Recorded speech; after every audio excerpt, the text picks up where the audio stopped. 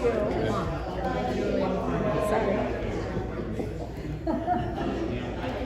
But then it was chestnut, so I'm trying to conscientious today. Thank you. I appreciate it. Yeah. Forgot how it was. Yeah. Thank God we don't have to. I know. Yeah, I'm excited about this. This is, as you know from our conversation past, it's been part of my life for quite a while now. Yeah. I'm excited. We got a great response to it. We have like 70 odd people right now. We can do something with it. Just gotta stay with it. Instead of constantly catching it. Excuse me.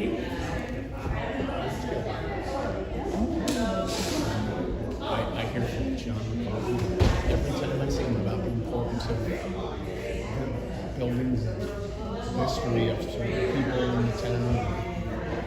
I'm always getting a history class. Yes, I'm sure you are. Yeah. And we're not going to stop. No, well, there's no reason to. If the question is also, I think what we need is enthusiasm and education together.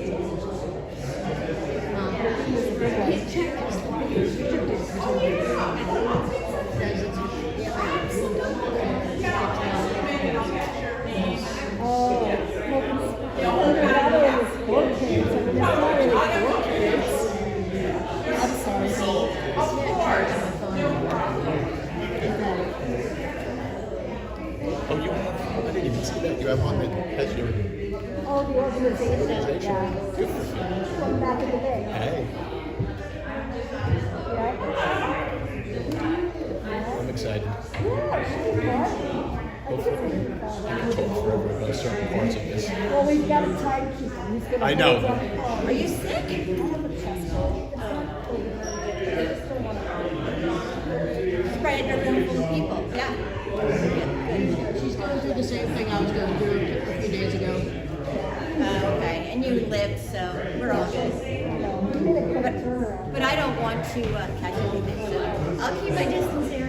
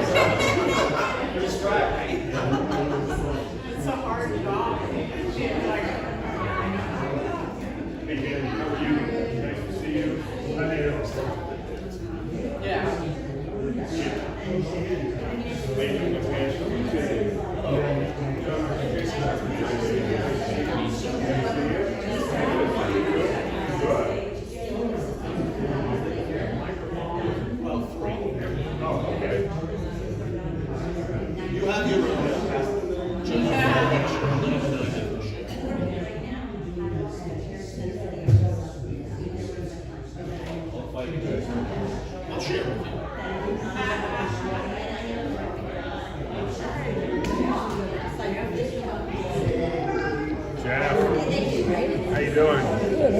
Good. John, now you were good friends with my brother, I think, Lee Harrison. Yeah. Yeah, Lee passed away a few years ago. Jeff, this is my wife, Virginia. Well, you probably know her from Greenland.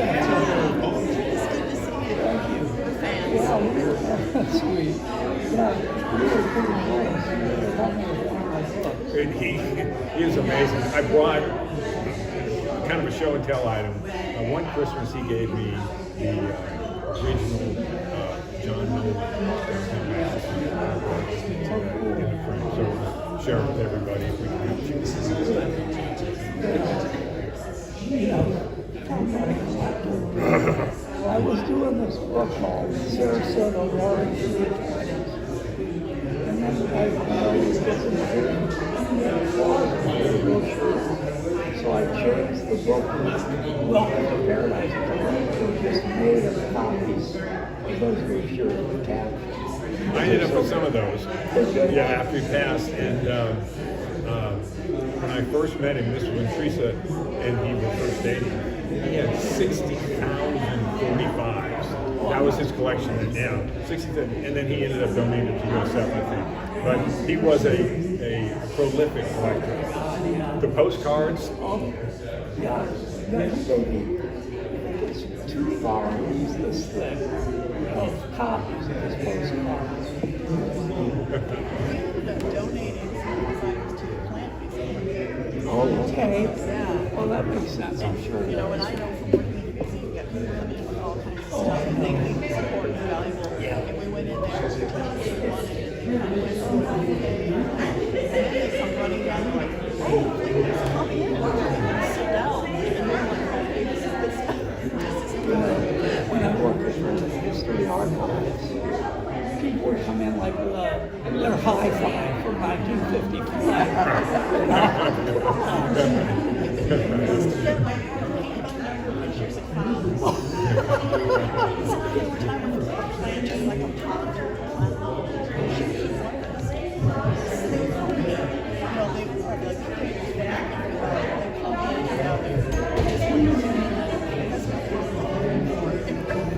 Excuse me.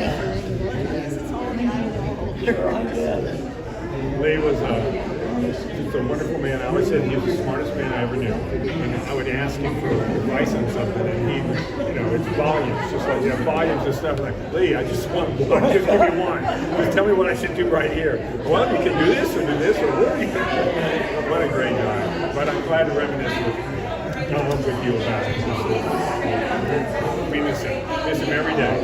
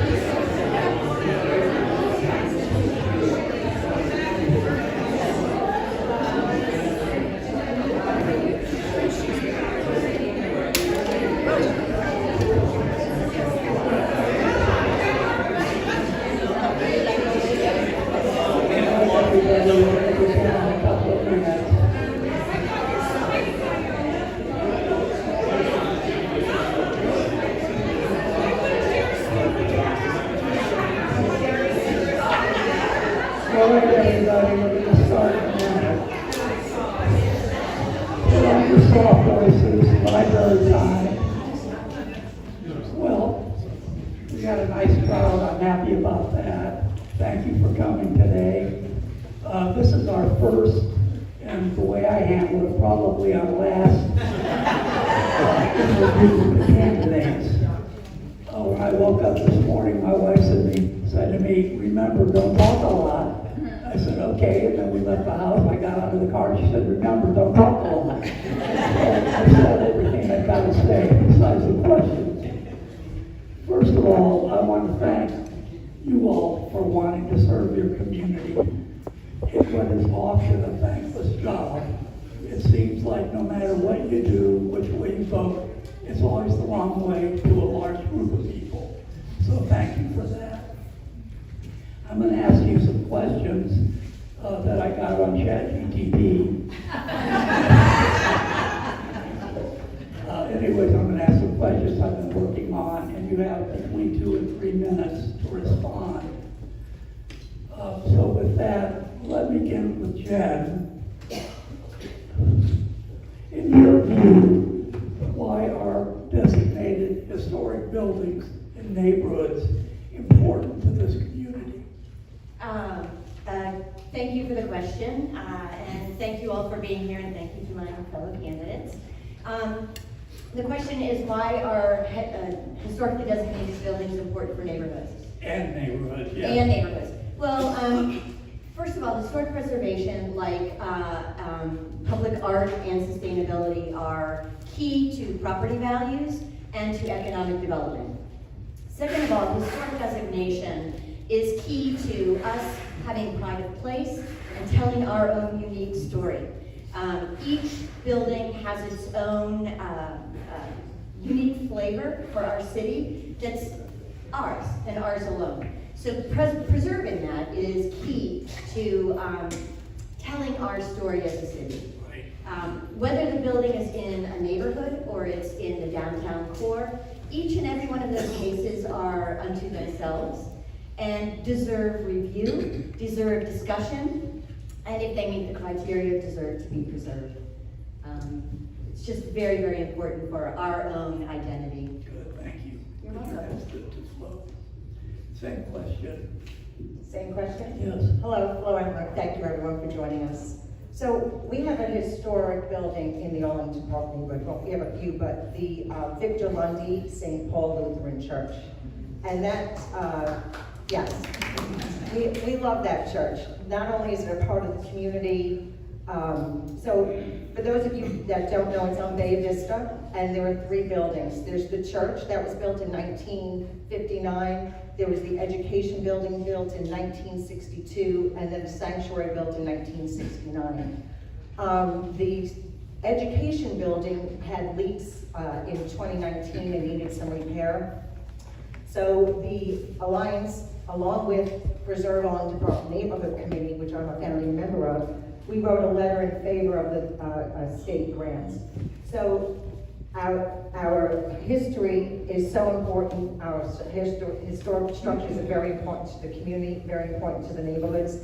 And not only is that structure important to the neighborhood, the pastor of that church lives in our neighborhood, attends our neighborhood meetings and our community functions. And they also give back to the community by having Tuesday night 5:30 free meals, Saturday mornings 9 to 10:30 our food pantry. So we love our historic structures in the Arlington Park neighborhood and in our city as well. And I've been fighting for years about protecting them and saving them at the Commission and Historic Preservation Board meetings. Thank you. John, what do you think? Thank you, and thank you all for being here today. My name is John Harshman. I've been here 52 years, and there's a lot of history there. My family has been involved in documenting history, Sarasota's history, for years, and we kind of have a historic gene in our family. I own 2 historic buildings downtown. I know what it's like to keep them maintained and to keep them up and keep that historic integrity. The historic buildings are not just about the buildings. They're not just about the architecture or the features about it. It's about the people that occupy them and the people that built them and the people that designed them. And that's really our true history, is all the people. And the buildings are a reminder of those people. So whether they're single-family homes in a neighborhood or that need to be preserved as we go forward, or a commercial building downtown that needs to be preserved, US Garage for one, or some of the others. It's very important that we work on that and to keep them preserved. I worked very hard with the John Ringling Towers Foundation back in the mid-90s. We thought we had it saved. We had 2 uses going in the building, and obviously it did not work, but there's been a long history of citizens in Sarasota working really hard to try to save the history that we have and the memory of the people that created that history. Thank you.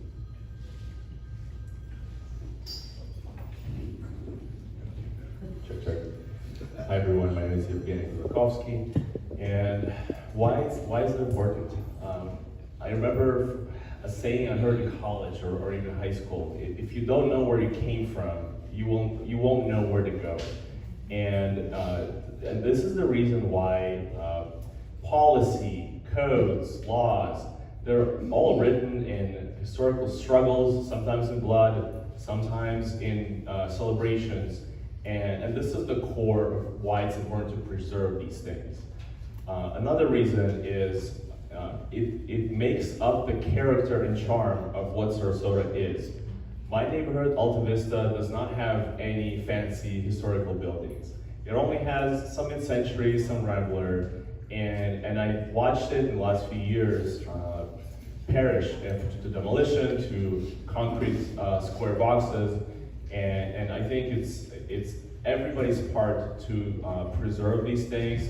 For example, I built my own house in 2021, and I made sure to incorporate elements from mid-century, from Eichler style, because even if I don't get elected to the commission, I think we all should take part in preserving the history and the character of this place. Thank you. Good, thank you. Hi, Rob Romanecki. Thank you everyone for being here, fellow candidates. Historic buildings have been part of my life. I spent most of my career at a UNESCO-listed World Heritage Site at the Frank Lloyd Wright Solomon Art Guggenheim, and it was my job to protect that building and make sure that it maintained its integrity to the utmost of original construction that we could. And the neighborhoods here in Sarasota is what makes Sarasota unique to a lot of other cities in this state. The Newtown neighborhood and the historic parts of that, the Leonard Reed House, and I was so glad that it got moved instead of destroyed. And we have houses that are with the mid-century modern, the Paul Rudolph. Every neighborhood has such a unique aspect, and history is what everything about this city is, starting with Raymond and the Cottazon. I mean, they're all part of what makes us Sarasota and what makes us unique. And to me, Sarasota is the greatest city in Florida. And I just want to make sure that we protect what we can, and hopefully we can do that with education, but also enthusiasm. Because without that enthusiasm, you're just going to get people butting heads together. So we got to do it positively and make sure that everyone else knows what these buildings mean and the people that were part of those buildings in the beginning. Thank you. Good. Just keep the microphone and we'll just go back down the row. What role should historic preservation play in shaping the future growth and redevelopment of the city of Sarasota? It's the fabric of the city, why we are what we are. I think, obviously, every city has to move forward, and if it comes from a more resilient infrastructure, but we can, like what Jeff said, he built his house to specifications that were similar to what makes us a great city, the mid-century modern. It's such a big part of Sarasota. So the historical part of that is we can do both. We can preserve, we can document, educate, and if unfortunately something is gone, put up a plaque. Let people know this is where this was, this is where this person was, and what the importance of that person is to Sarasota. And just keep it moving forward and just incorporate both the future and the past. And I think we could get there. There's enough smart people in this room that care about the past, but also care about the future, because the future is going to happen whether we want it to or not. Right. And it's just how do we get there together? Okay. So, John, we called Sarasota a cave of tall buildings. And while it's true, I moved here in 2019, and I still think it has a ton of character that's worth preserving.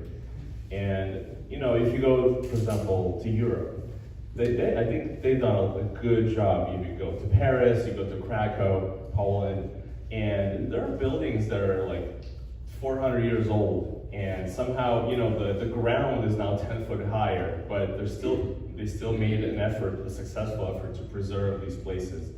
So I think we can be mindful in our development and preserve those landmarks and preserve the character through architecture and design. And you know, I'm not sure if you mean the historic preservation from, you know, policy standpoint or organizational, but I think it's all important to come together and partner on preservation. Okay. Let me ask you this, John, for John. Do you agree that there's enough of Sarasota's past left to give it the character that it used to have? No. But that doesn't mean that what we have, we shouldn't preserve. We should absolutely preserve what we have. And this building and the building next door were moved from the Lukewood Park, which is where Mound Street is now, over to Florida Avenue, now where Cityside is. And Jim Nyland, I worked with Jim Nyland when he purchased these two properties and had his office in there, purchased them from, I think it was Sarasota Magazine was in there before. They were the real pioneers to move these two buildings to the Rosemary District back in the late 80s, and they stayed there all through the 90s. And that was back when the Rosemary District wasn't cool. So there were a lot of people back then that were interested in preserving our past. And as we go into our master plan update, we need to strengthen components of that so that we are preserving what we have. It's sad to think about some of the history that we've lost, but it's also encouraging to know that we've preserved a lot of the history, and we have some wonderful buildings here in town that do harken back to the past and to a more quiet time. Okay, thank you. Flo, do you think there's enough here, enough left from, quote, the good old days or yesterday's Sarasota to preserve and continue the character? No, we lost a lot of our historic structures. So I've lived here for 37 years. I spoke about the Miramar Apartments, gone. I spoke about Palm Apartments, gone. I spoke about McClellan Park School, gone. Let's see, what else did I speak about? Colson Hotel, we still have. Yeah. So it's very important that we keep what we have left. And John was mentioning this church. It actually first started, Peter Crocker in 1901 built the church on Bee Ridge in US 41 for cemetery. That's where its first location. It's been moved twice since then. This is the third place. So we can keep our history. The first time this building was moved from Bee Ridge up north, it had to be taken apart plank by plank. There's no way to move it.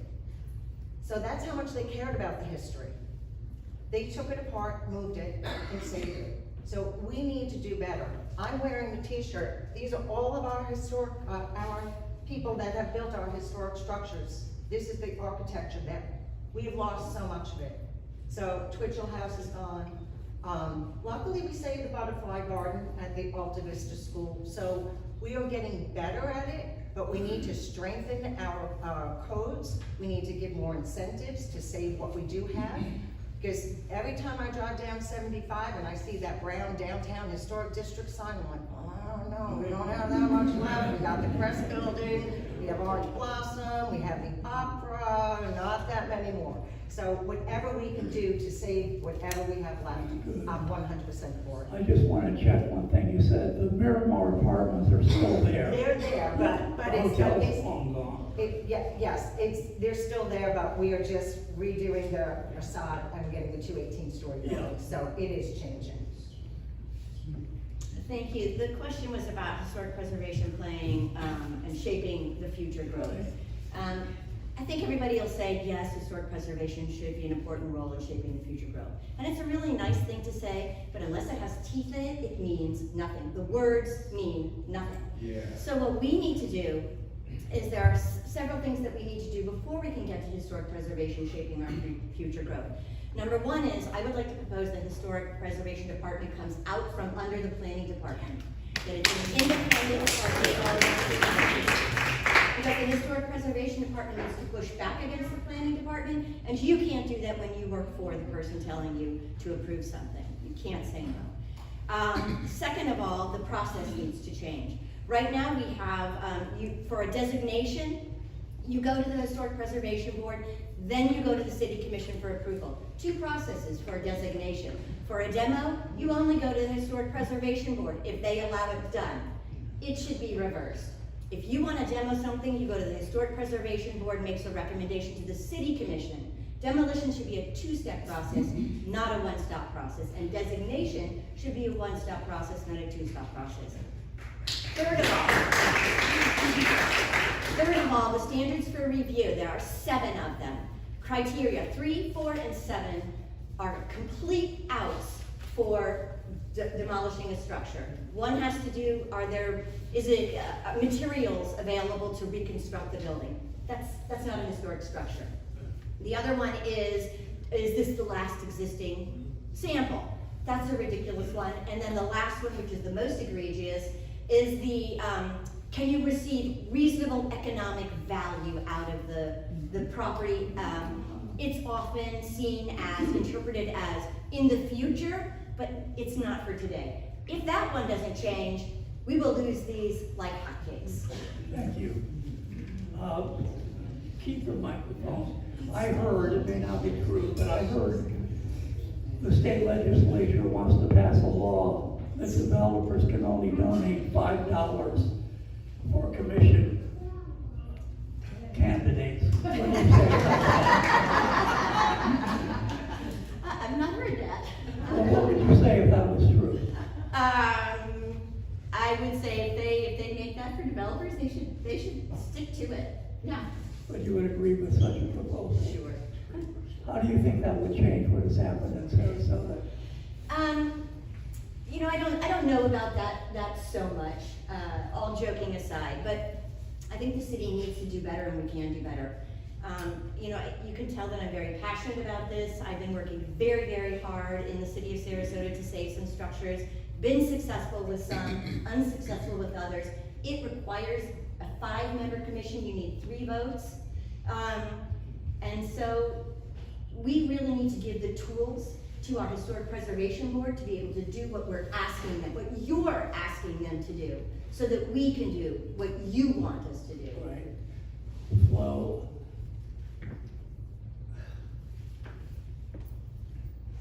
my mind is trying to recover from going blank, but No worries.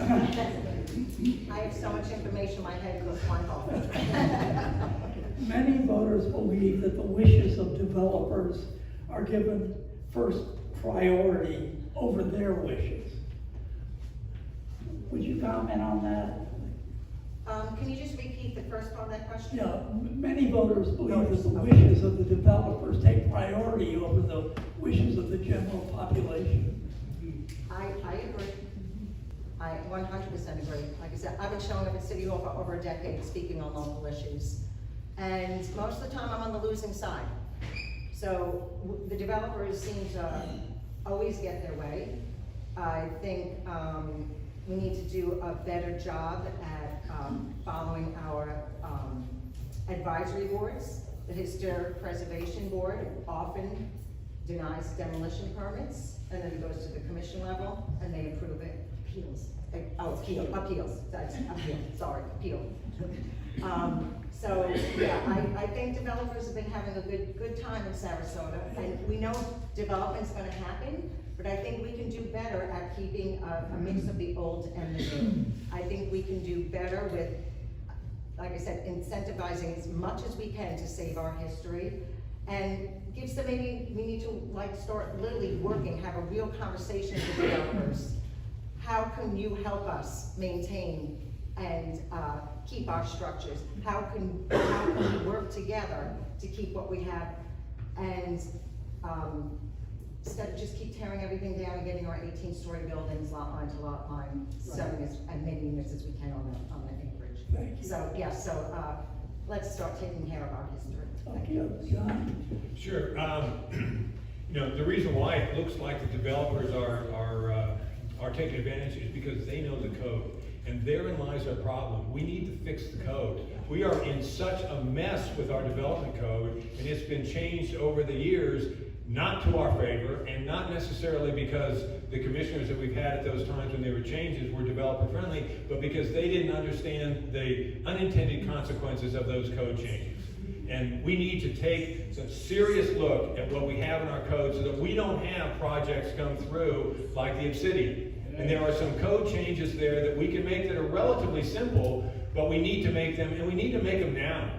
Fortunately, we do have a little bit of a respite because it looks like the market's slowing a little bit, but we can't sit on our hands. We need to make sure that those code changes are taken care of so that the community gets what it wants in the new development. Because as I've said, and as we all acknowledge, development's going to come, but we want the kind of development that we want. We don't want somebody else's style of development because they found a loophole in the code that works for them but doesn't work for you.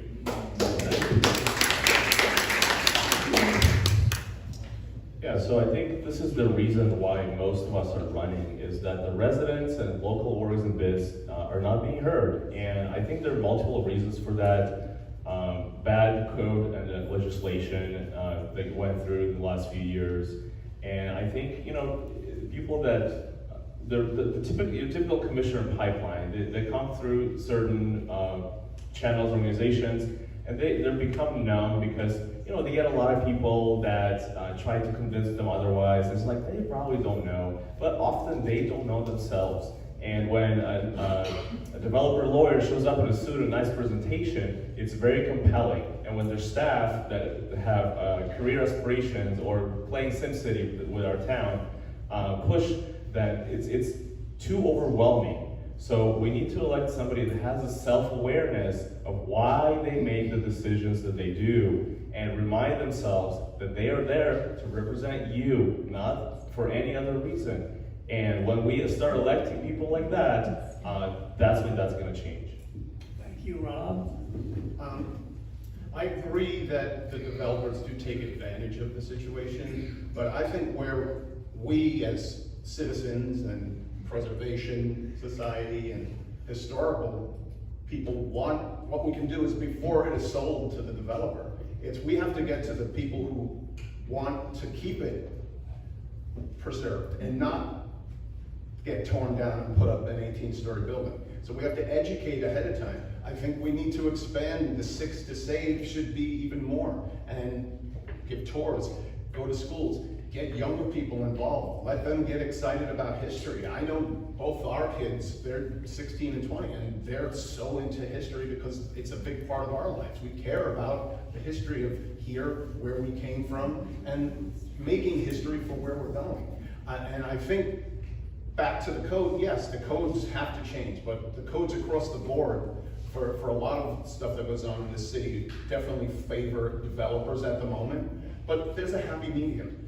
Unfortunately, we can't change them right now because of the SB 180 and Live Local, but I think if we work on educating the people who own the buildings before they're sold to developers, we'll be able to protect a lot more than what we have, and we'll move forward that way to make it a stronger historic city. Well, let me ask you this, given that everybody more or less agrees across the board, would it be beneficial if the city had an attorney that just dealt with that? I know we have a city attorney, but he deals with a lot of things. Would it be helpful? That comes back to me to cost effectiveness. Can we afford to have an independent attorney that comes from taxpayer money just for that? And if that's what the people want, and that's where they want their tax dollars to go, I would say yes, and I would vote for that if I was a commissioner. But that would have to be up to people. We have to do some type of referendum asking if we could have that.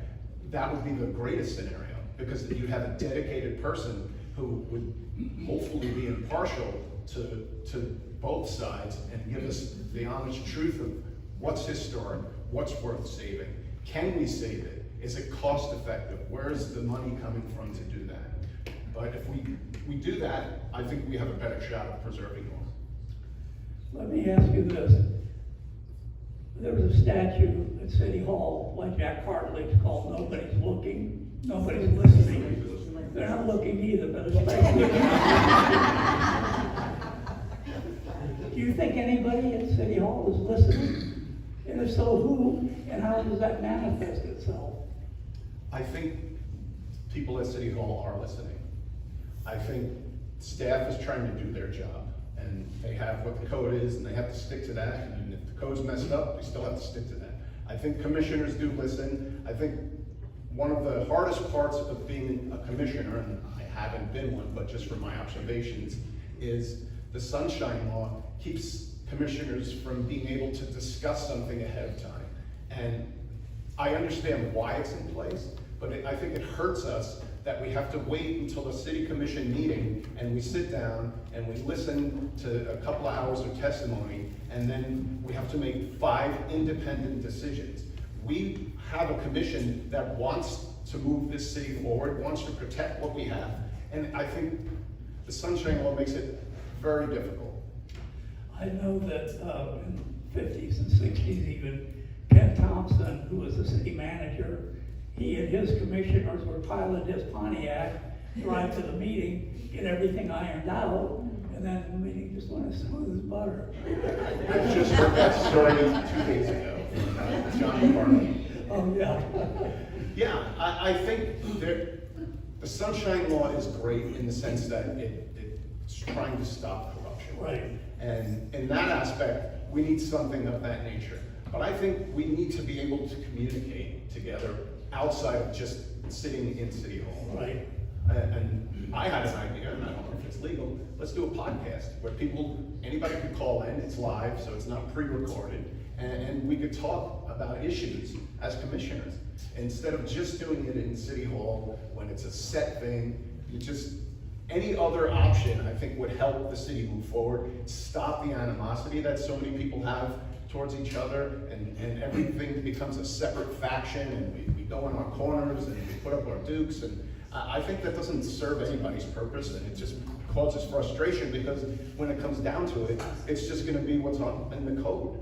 You're eventually gonna get there. You could try and stop something, but if it's by code, you'll delay it, you'll appeal, and it keeps going and going and going, but at the end of the day, it gets approved because that's what the law is. So we need to work towards having the ability as a municipality of changing those laws to suit us, not Tallahassee. Okay, great. What do you think about the Jack Hartley statue? Nobody's listening. I think it's very representative of current reality, which is kind of funny because it's been, decades since it was put there. Can I address the 2 questions real quick? Yeah, so sunshine. I think the problem is, like Rob said, we treat it like a hearing, right? And my idea is to split into statement, discussion, decision, right? So commissioners, before they even go to the commission meeting, they put out their stance, right? And then when they meet the first time, they do a discussion, like a seminar, not like a hearing. And then they come to a next meeting and they can do summary decision. So that's perfectly sunshine legal that we can do today. Now, regarding the lawyer that's going to fight those developments, I think it's a waste of money. The county, they have a very specific issue they're fighting, but the law at large prevents us from making any of those code changes more restrictive right now. On the other hand, I have like a bucket of 5 things that we can do today. I'm happy to go into it later if you let me, but there's things that we are not doing within the current framework, and that's really frustrating to start doing. Sure. I knew Jack Hartley. I know his daughter, Dory, and absolutely, I agree with the sentiment that his sculpture conveyed in 1967 when it was installed at City Hall, and today. And it's not unique to Sarasota. communities go through this time when their government doesn't listen to them. But I can give you some clear examples where we had citizens that came and spoke to the city commission, knowledgeable citizens, and gave them good advice on an ordinance or something that they were deciding on right then. That's coming and open to the public. As example, the one that I use is the density bonus downtown. We had a citizen that lives on Bird Key. He was a prolific speaker at the city commission, and he came in and expressed his concern about the 4 times density bonus for all of downtown. But he was reading the tea leaves and said, I'm sure the commission is going to pass it, but at least put a sunset clause in it. And all 3 of the other downtown density bonuses that we've had, 2 in the Rosemary District and 1 downtown, all had sunset clauses in it. He was very clear about this. It was not discussed by staff. It was not discussed by the commission when they voted on the ordinance 5-0. And it's very difficult to walk that back. We may be able to do it, but we may run into Burt Harris Acts and lots of other issues. The citizen was giving the commission really good advice that nobody listened to him. So yes, it is an issue. Okay, thank you. So, like I said, I've been showing up for over a decade speaking at City Hall, and some are listening and some aren't. Some commissioners listen, some don't. Some staff listen, some don't. So I think some changes need to be made. We do have our new city manager now, so I'm hopeful. You know, I feel like City Hall has been kind of running wild the last almost 2 years without a city manager. I'm very hopeful with our new city manager. So I'm hopeful for the future of shifting the attitude and the culture at City Hall. I think city staff morale could be lifted up as well. So yeah, we could do better. And as your commissioner, I will have an open door policy. I will meet with you anytime to just discuss any issue you have. And I've said this before, but your priorities will be my priorities. I'm not running for any personal issues. I'm running because we are not being listened to. So I'm here to listen to you, learn from you, and stand up for you. And yeah, our voices have been muted for quite a while now. Thank you. Jen? I feel a little bit like this is that whisper game that you play and it becomes a completely different statement. So I think the question is about the nobody's listening statute. Well, like all art, it's interpreted many different ways and by the individual that's looking at it. I have heard that the statute actually represents the commissioner, who's the single person, and the people are not listening to the commissioner. That is another interpretation. Not that the commission's not listening to the people, but the people are not listening to the Well, why commissioner. should the people listen to the commissioner if the people are the boss? I agree. It's the interpretation I have heard from about this statute. I think it's actually mentioned in our app. We have a public art app where we get the artist or the artist's family to talk about each piece of public art. If you don't have it, please get it. It's wonderful. But that is an interpretation of it. Do I think the city commission is listening?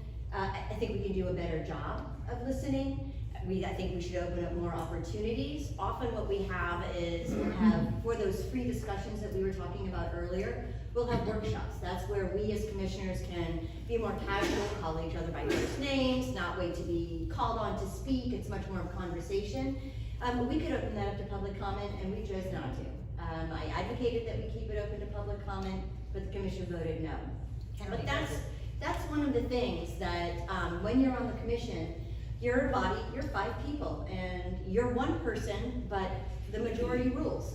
And when you win a vote or you lose a vote, you accept the decision of the body. Very few instances do you appeal or you do try to get a new vote on the item. You want to keep that for limited cases, but you often have to accept the commission's vote and move along.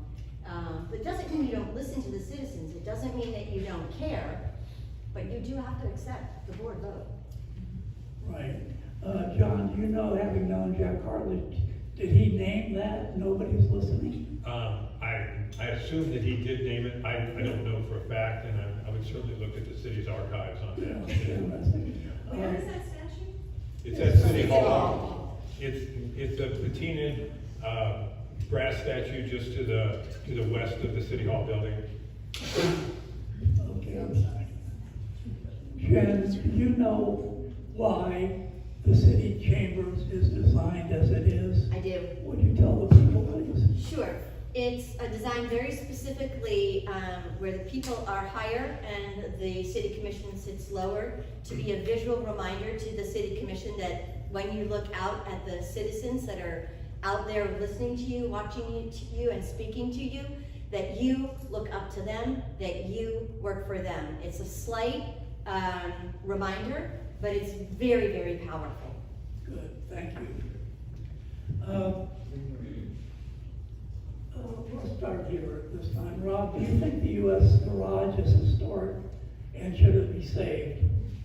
I do think it's historic. That it was the first actual car garage in Sarasota, I think it's really important. And I would have hoped that before that project even moved forward, and I know they're going for Live Local with that project, that it would have been discussed to keep that part of the project. It's such a big part of Sarasota, and I know it's not back from the 20s and everything. Actually, it is. Well, the modern use of it was. Oh, yeah. So it was changed, so that historic part of it is only historical in the sense that it was there originally. But it should have definitely been discussed with the developer before it happened. And I understand that the Live Local is like, okay, I can do what I want as long as it hits code. Right. And, sorry. No, I'm sorry, but I wanted to ask you, can you briefly explain what Live Local means? Live Local means that if you want to put, you have to put 40% of your building as affordable housing. Oh, I see. And from there, you could have the highest density and the highest height within a 1 mile radius of where you're putting your building. You do not go to the planning board, you do not go to the city commission, you just go to development review. So it limits the city's ability to run its city. Right, that makes sense. Yeah. What do you think about, there's an 18-story building proposal to go up on Palm Avenue. What do you think about that? You're talking about the U.S. garage location? No, I'm talking about on Palm Avenue or Obsidian, right? Well, I mean, the Obsidian for now has been defeated, right? I think. Absolutely, I thought it was on the road. Well, it's going to come back to the commission after what is it? Review, right? It's like the administrative review. So look, so 4 years ago there was a CCNA forum, and everybody promised that we're gonna, adjust the downtown overlay, or I can't remember what it's called exactly, but to limit the height, not just the number of stories. And look, I'm here because the commissioners of the last few years have not been good stewards of policy, the city, any kind of preservation, and we see it with projects like this. And the U.S. garage too, like I have a lot to say about that. This is why I'm running, and I'm not happy about it just as you are, not, so. Okay, thank you. John? Sure, so I'll speak to both of them, to the U.S. Garage as well as the Obsidian. The U.S. Garage certainly is a historic building. I watched Frank Folsom Smith when he renovated it back in the 80s when they were planning the Strawberry Hill development there at Ringling and Pineapple going down to Palm, and it was going to preserve not just the U.S. Garage, but also all of the historic structures in Burns Court. And he and a local investor had gotten together and they had some big plans, and then recessions came and people lost whatever. But the U.S. Garage still has some of the mechanicals from when it was a garage, and that was a very unique time in Sarasota's history. Back in the 20s and 30s, we had really the carriage trades, and we had the Ringlings and the Caples and the Crosbys and all kinds of industrial families that would come down here during the wintertime. And they would leave a car here, and that was the place where they stored it. And the car elevator and some of the mechanicals are still there. The Obsidian, fortunately, was defeated by the city commission. Now, we don't know if the developer's gonna sue the city over it or not, but I have not heard that that's moving forward. So that was defeated, but it was processed and brought forward because The code is the problem, and the code needs to be changed. And when we have a code that leads the developer to design a project like that and process it through administrative approval and only comes to city commission after the neighbors challenge it, needs to be fixed. And there are several easy fixes in there. We talk about the trash and the on-site delivery areas. And he didn't meet the code for that, but he can claim those as a hardship. The developer can claim those as a hardship, write up his solution, and then deliver that to the city manager. And the city manager, one person, unelected person, can decide whether that's an acceptable fix. Clearly it wasn't. The community didn't want it. The commission didn't want it. So that component of the code needs to be fixed tomorrow, if not today. Thank you. Well, what do you think about the obsidian building and how it came about or may not come about? Well, I know those neighbors worked for over 4 years fighting against that development, and I went and spoke about it and supported them as well. And for those of you that don't know, basically the developer is playing games with the interstitial space. So they're making it much higher than any other building in downtown Sarasota. So a couple of things. I am not in favor of administrative approval. Unfortunately, we have it. Basically, you check the boxes, our voice is taken out of the process, and we have no say in how our city grows. We could tweak that definition and put our voice back in it. So that's one thing that I like to do, because the more we have our voice in the process, we always know we get a better project when we work together and come together. I would also like to see, of course, because of SB 180, our hands are tied right now, but I would like to see the city go back to, so the developers can't play games, go back to feet rather than stories. We used to have 180 feet was our max, and that changed along the way to stories. So if we stick with the foot height, they can't play the games that they're playing right now. So I am against the obsidian. I support those neighbors that have been working very hard for that. And yeah, look, we've got to tighten up our codes so the developers stop finding the loopholes. Could you just take a minute and say how would that process work about tightening up the code? How does that happen? Referendum by city, or how does that work? No, we have to sit down with city staff. The commissioners need to talk to the city manager, give them direction, and then the city manager needs to talk to staff, and we need to figure out how we make our codes better so the developers don't keep. Okay, that sounds like all in-house. Yes. Okay, Yeah. thank you. Jen, what do you think about the obsidian? Well, I am on record, having spoken on this twice, and I will not say anything that I didn't say during that quasi-judicial public hearing, because that is public record. Otherwise, I will not answer anything having to do with it, because we are still in mediation right now. Right. The neighbors worked very hard to make their opinion clear. They're the surrounding neighbors, which is what our code calls for, compatibility with the surrounding neighborhood, not a neighborhood a quarter of a mile away, but the surrounding neighborhood. And this surrounding neighborhood came to the city commission and said, this proposal is not compatible with our neighborhood. The height and the setbacks are two of the big things that they found not compatible. And when this went, it was rejected by the city commission, the adjustments. We were limited to the adjustments. And when it was appealed, that opened up the site plan, which allowed the standards for review to take everything into consideration, including the compatibility for the second time around.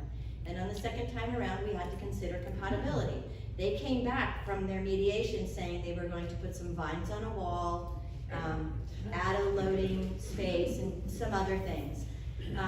And I asked very clearly of the developer, would you consider lowering the height of the building? And the answer was no.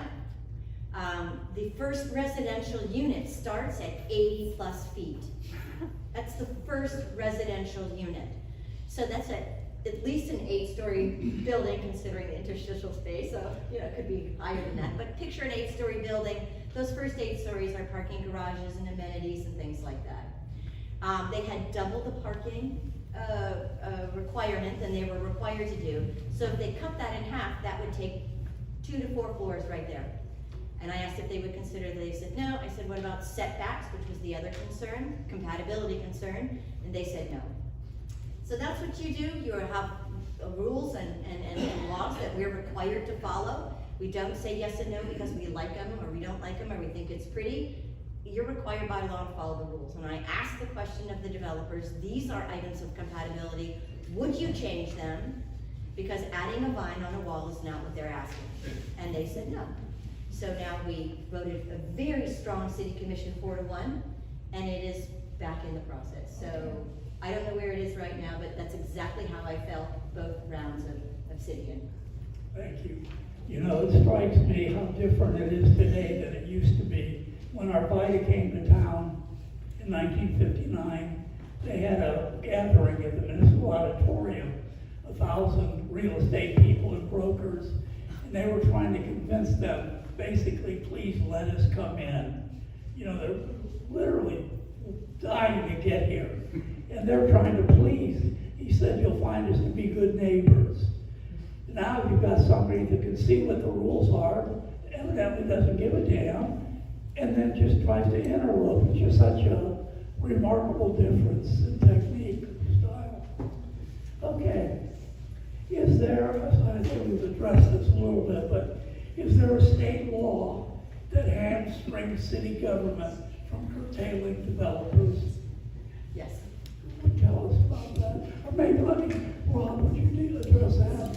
Yes, there are two specific, the Live Local and the SB 180. The SB 180 was put into place after the hurricanes to help, ostensibly to help people be able to build back and repair faster with less regulations and permitting issues. It is on the books though until at least next August, and that is if we don't get hit by another hurricane. And that law specifically says the city cannot institute any more stringent regulations on building code for the entire city, not just the coastal sections. So that one hurts, and we just discussed greatly what Live Local can do, and it again hamstrings what the city can do and be in charge itself. To rule our own city, municipal rule, you have to have the ability to change code. Sometimes the codes are good and you want to make them stronger, and sometimes they're awful and you get the obsidian. I mean, I've been hearing from people for 4 years about the plans for the obsidian, and people who live in tall buildings right next to them are like, this is outrageous. How is this happening? So it's not just the people in the single family homes, it's people across the whole city. So that was a project that went to the letter of the law because of the way the laws changed. So both of those are the ones that I'm aware of that restrict municipal. The SB 180 and Live Local are severely restrictive to municipal rule. Okay, yeah, would you address those two ordinances, the 180 and the other one? Right, so Live Local permits, for a tiny fraction of attainable housing, which is not really affordable for most people, to build in any mixed use or commercial zoning. And then SB 180 basically ties our hands for at least another year to do anything about it. There's still some things that we can do though. So for example, how did the obsidian got paused, stopped? There's compatibility requirements. And they don't have much teeth, but they have some. So if the traffic, concurrency is not exactly working, setbacks, trees, things like that. So there are ways to push back, and I think we should. I think there's some staff that's not pushing back as much as they should, but I'm happy that the commission, did what they did with the obsidian. Thank you, John. Sure. There are some code changes that we can make irrespective of Live Local or SB 180. Unfortunately, Live Local doesn't sunset until 2032. So it's incumbent upon the Sarasota City Commission and the Sarasota County Commission to have good relations with our delegation to Tallahassee to push them to early sunset those two ordinances. And we have not been successful so far. I'll work with them and I will push them hard. Even at a Tiger Bay where we had the state delegation there, no one asked a question about that. And I was just dumbfounded that That's one step. The other step that we can do is there are some code changes that we can make that we will not be violating the constraints of 180, but it does tie our hands significantly. Flo, do you want to address that? Sure. Well, Live Local, it's, hello? Hello, hello?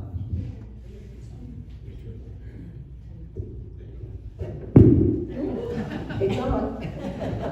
Well, Live Local is in a small percentage, it's actually 40% that affordable they have to supply. But that 40% is at 120% annual median income and at 120% AMI. And what that's really targeting is somebody making close to 6 figures. So it's not fixing our affordable housing crisis. Somebody making, to kind of quantify that for you, somebody making $45,000 a year falls into the 60% AMI bracket. So it's just, again, a giveaway that the state gave to the developers. It will never fix our affordable housing crisis. And then SB 180, yes, our hands are tied because of SB 180, and it did come about because of the storm system trying to make it easier for people to rebuild back, developers to rebuild back. I also want to kind of mention Section 106 of the National Historic Preservation Act. So this gives us some good protections, but the federal government, it keeps our voice in the process, but the federal government right now is trying to play games with that and take our voice out of that process as well with our historic preservation. So that's one we need to keep an eye on and make sure that they don't take away the protections that we have now and our voice in that process. Let me ask Jen, what do you think what was the greatest landmark that Sarasota lost that it should not have lost? Ringling Towers is one of them. The Selby Library is another one of them. So absolutely, I mean, and then there are smaller ones that we've lost. You know, the Palm Apartments was awful. That was denied by the Historic Preservation Board and reversed by the City Commission. I voted against it. And the Hache House. I mean, they go from small to big, but there are so many of them. Right. Lido. Yeah. Yeah. Okay, Flo, what do you think? What was the question? Sarasota, Well, I would say, I think the John Ringling Towers. But I do have a list, it's actually for one of my speeches I did at City Hall, and I started out basically listing all the things we've lost. And the cases, Bayfront Mansion, the John Ringling's Tower, the home of John Gillespie, the Prue School, the Lido Casino, Miramar Hotel, the first Sarasota Hotel, Miramar Auditorium, the Tim Siebert Lighthouse, Gee Whiz, McClellan Park School, Ralph Twitchell's Hache House. So we've lost a lot of our history. We have to do better. So I would say John Ringling is probably the most important one, or the one that most people know, but they all count. well, you know, the sad thing about the John Ringling Towers is that the Crown Plaza hotel chain actually had a plan to save it. And I got to be friends with one of the particulars, and he said they couldn't believe that they let that hotel go. That it would have been a beautiful synergistic relationship with the Ritz-Carlton. Didn't they keep a piece of it? No? Oh, you know, it wasn't that, but there was a house on that corner. That they moved, they did move. No, they didn't move it. I thought they got moved. No, he There was said a he piece of was gonna- property there that got moved. No. Built, No. no? You said No, it was- you're talking about the house that was moved, that was on Gulfstream, that was moved down to the corner of Coconut. Maybe. I just remember I was up early that morning, I used to teach spin classes at 5:30 and I was following that house. But we moved, so. I was there as well. My kid's there. Buford and Dave's said they were gonna spend an extra $10,000 to save the pickle house, and it went down anyway, so. We've lost a number of things. I was glad to hear mention the Prue School. That was a really cool building there on Laurel. I was very much involved with the John Ringling Towers Foundation, and we had a gentleman who built theme hotels in Orlando, and his daughter was going to prep school with one of the Ringling Air kids. And he wanted to in fact, he had delivered a proposal to lease floors 2 through 6 of the ringing towers, and he was going to renovate that and spend all of his money on the interior renovations. The foundation was going to take care of the exterior. And we had Rees and Shoes from St. Armand's. He was so enthused about taking the whole first floor, except for the Matoga building or the Matoga room and one other room that was going to be used for arts tickets, that he had his whole staff in there for a dinner. And he was devastated when that did not come to fruition. So we had an opportunity to change that. There was a lot of pushback. There was a lot of resistance. A lot of people wanting the Ritz-Carlton there, but there were a real strong effort from a lot of good Sarasotans to try to save that. We lost that one. Yeah, that statue, nobody cares or nobody's listening, because people did speak very loudly about saving that. Rob, do you want to say anything about? Well, that would have been the one that I picked. I mean, I've been here 11.5 years, and to me, the history of John Ringling and the circus is what makes Sarasota great.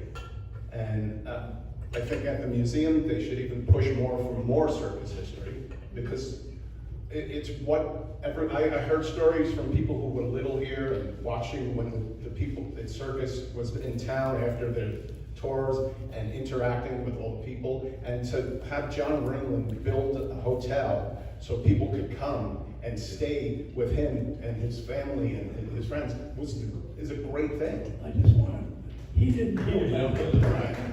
Owen Burns built it, and Ringling got it for a song during the Depression. But your point's well taken. But that, to me, the history of this city starts with him, and then Selby and Bertha Palmer and the other people who came after. And I think if we should have kept it, and I think that goes back to the U.S. Garage, because we're talking about something that we really could have saved. And there's no excuse other than the people who owned it just sold it because they wanted to get rid of it. All right, let me wind this up. Why don't each of you take 2 or 3 minutes to kind of sum up your position on preservation and history of Sarasota? Jen? I also thank you all for being here, of course, and thank you again to the candidates. I did want to address the question about preemption, because I didn't get a chance to answer that question. And what I did want to say was that the state does preempt us constantly here in the city of Sarasota.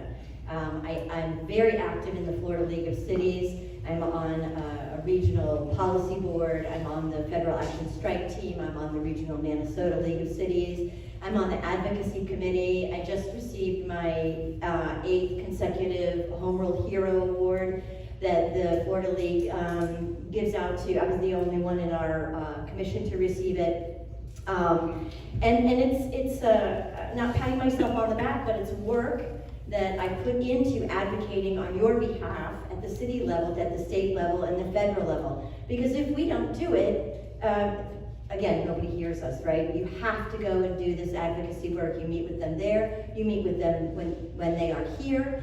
And it is really important, because most of the people at the state and the federal level have never been here at the local level. They have no idea how it works. So it's really important to explain to them how local government works and why what is good for Sarasota is not necessarily good for St. Pete or Miami or Tampa or Polk. I mean, we have home rule authority, and we should have the ability to tailor our rules for our citizens.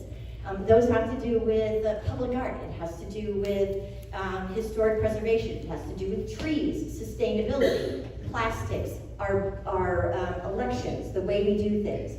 So it's really important that we continue to advocate at those levels, because we are getting preempted again and again and again. And it, as everyone said here, it makes it very difficult for us to do what you're asking us to do. The 3 things that I said in the beginning that I think we can do and should do immediately to help our historic preservation effort, we can do in-house, so to speak. Pull the historic preservation department out from under the planning department, make them their own independent department. Have the designation simpler, one meeting, and have the demolition more stringent, 2 meetings. That's something we can do. And then change those 7 standards. I'm not even sure if number 7 should be in there at all. It's an out for every single time. And so those are the things that we can do. That will add real teeth. We need to continue to work with the Alliance for Historic Preservation. We introduced the Transfer of Development Rights program. It is big, and it's going to be more and more impactful. It makes sense some areas, and it doesn't make sense other areas. And we need to continue to evaluate that and talk about that as a tool for historic preservation, because that is real. And other things. Would you like to wind it up with your goal? Sure. Thank you, everybody, for this opportunity. Very much appreciated. So I got involved with historic preservation when I met Erin, and she asked me if I wanted to be a scribe for the Baymo Lodge charrette. And I was like, what's a charrette and what's a scribe? And I did it. So I learned very quickly on the fly. We also had the first walking tour in my neighborhood that the Alliance did, the Arlington Park neighborhood. We were the first tour that they had, so that was a great experience as well. My neighborhood is a historic neighborhood. Unfortunately, we've lost a lot of our history. We are one of 6 to Save. Arlington Park was one of the Alliance's 6 to Save program. But unfortunately, we've lost a lot of our circus history. Our neighborhood is where the circus performers used to live. We still have one magnificent circus home on Prospect Street. And like I said, and the Arlington Park neighborhood is working on a historic marker right now for our neighborhood. So I'm very passionate about historic preservation. I've spoken many times in front of the Historic Preservation Board. I've spoken many times in front of the City Commission about trying to save our history. So let's save what we've got left. It's invaluable, and again, once it's gone, we can't get it back. We have to represent and do all these wonderful architects. We have to make sure we're keeping and protecting what they gave us, the gifts they gave to us. Thank you. John? Thank you all for being here today. Jeff, thank you for moderating. I really like this format. It really is much nicer than some of the ones that we've been at. Much more casual. So I've been involved with historic preservation for years. As I've mentioned, my involvement with the John Ringling Towers. I'm very fortunate enough to own 2 historic buildings downtown. Pat Ball, who is the contractor in Sarasota to work on historic structures, worked on the Ringling Mansion and a number of other buildings around town, has been my contractor for years and has worked on my buildings. It's not easy. We talk about grants for historic buildings. They're not easy to get. I've never been successful at getting one, but still we maintain it and keep them in very good shape because we're very proud of them and we're proud of our historic history. I think from a code standpoint, as we get into this master plan update, we need to strengthen our historic preservation section. We need to push that. I like Jen's idea about strengthening the review process. I think that could go a long way to help us a lot. And I brought some props today. And so I hope that you all have read this and I didn't write that. Jeff, I was just going to say no gifts to you. And I've read all of your books, of course. But this is Jan.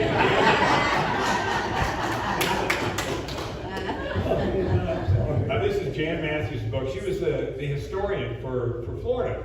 And she lives here on Red Rock Lane. I think she's still with us. Her husband recently passed away. But it is the quintessential, very complete history of Sarasota. Jeff's books are wonderful. I love them as well. Too late for that, buddy.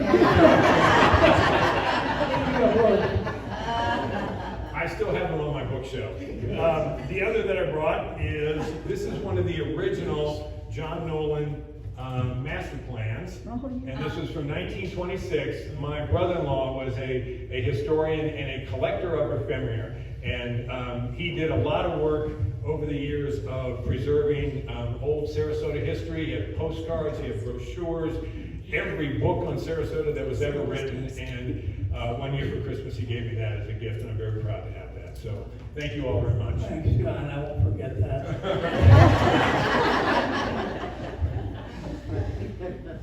So thanks for listening today. And I didn't come here to out history my fellow candidates or people in the room. The commission is a representative body. The commission should partner with all of you. And I'm one of those people that is going to read about the Ringling Towers and the casino in the books. Some people here actually got to experience this amazing history culture.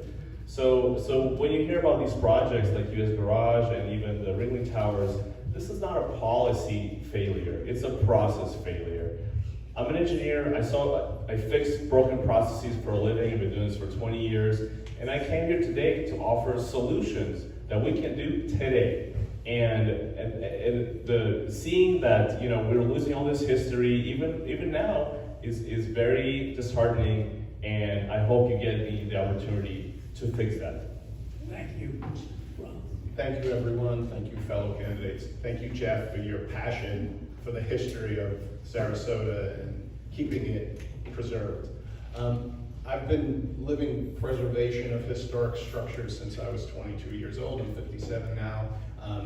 Did it my entire time from 22 on in New York. Been doing it here in Sarasota with the Selby House and the Payne Mansion, and some advice I gave once the Leonard Reed House was moved. And I think we need to strengthen the Historic Society, the Historic Preservation Alliance. We need to make sure that everyone in this city who lives here knows about it.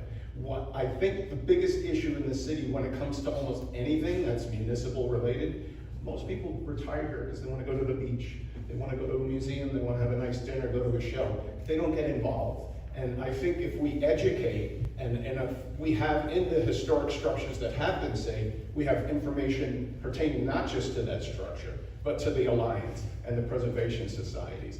We can work with them to make everyone aware of it. Go into the schools if we can. Education, like I said earlier, education, but with enthusiasm, is going to bring people closer together. And we could do that, and we could strengthen our rules in the city, but it's beyond that. You have to have people who are willing to preserve what they already own. And I think we could do that too. And if we do it together, we'll definitely get there. And I will do that as a commissioner. I will go out and scream from the rooftops. Let's save this, let's save, our history is almost as important as our future. Thank you. Well, I want to thank all of the candidates and wish you all the best of luck. I want to thank you all.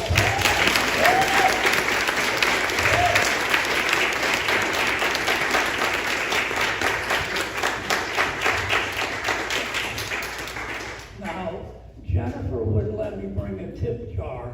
I was going to set it up here, but she said I could sell these books. So if you want to look, they're in the back.